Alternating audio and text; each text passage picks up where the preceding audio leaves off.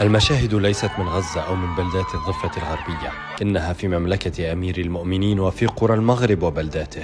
خرجني من الحمل، والله لا خرجت ولا خرجت، ما عندي فين نمشي. والله ما خرجوا من تمايا، الهراوة عندي من ورا الباب. لكن حنا ما نسمحوا لهمش انهم يشروا لنا من الدار ديالنا مهما كان الثمن. هناك يجبر الأهالي على ترك أراضيهم وبيوتهم غصبا وبالقوة. هذه المرة ليست للدولة ولا لمستثمرين أجانب.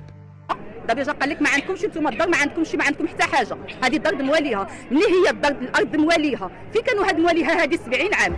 فين كانوا؟ فين كانت الدوله هذه باش حنايا سكننا، باش دخلنا الوراق؟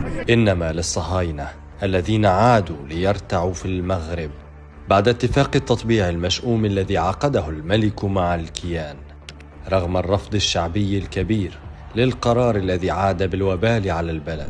بعد عقود طويلة يهجر هؤلاء من قراهم أكثر من 80 عام. لا إله وعايشة عني، لا إله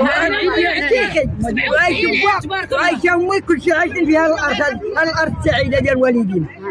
بدعوى أن الأراضي كانت على ملك عائلات يهودية عادت إلى أرض المغرب لتستعيد ممتلكاتها بالغصب والقوة، وبتأييد محاكم محمد السادس الذي ينكل بشعبه المسكين ويقمعه حتى في أصعب ظروفه وأحلكها، فلا يقدر حتى على التعبير عن غضبه أو الاحتجاج على قرار تهجيره، ليبقى راكعا خانعا يقبل يد الملك ويركع لصورته، وإلا فمصيره السجن والتنكيل وربما الإعدام.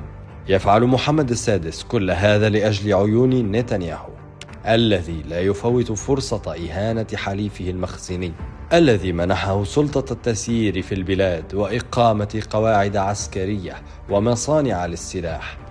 وها هو اليوم يعطيه الضوء الأخضر ليشرع في بناء المستوطنات هناك بعيدا عن القدس والأراضي المحتلة في العام 1948، ليصبح المغرب مستوطنة جديدة من مستوطنات الكيان المحتل الراغب في التوسع والسيطرة على كل البلاد العربية، مستعينا في ذلك بحكام خونة باعوا أوطانهم وتخلوا عن قضايا أمتهم في سبيل حماية عرشهم المتداعي.